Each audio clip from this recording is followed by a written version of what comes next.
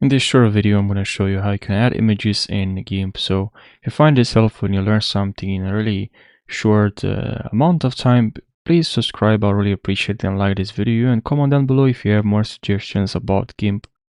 So on macOS, if I open this folder or any folder you want, I can of course drag, hold shift, select multiple images and drag and drop here.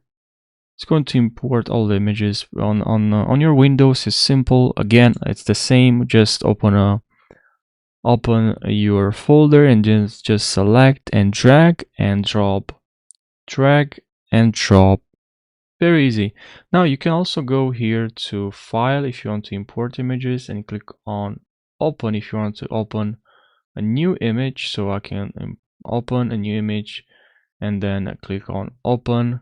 This is going to open a new image. As you can see, I can also just open as a layer.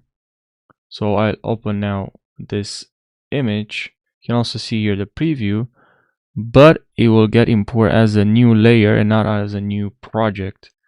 So now here I have multiple images to work with, and now I can edit, of course, my images. I can add this something artistic effect, but that's pretty much it, guys. I hope you found this helpful.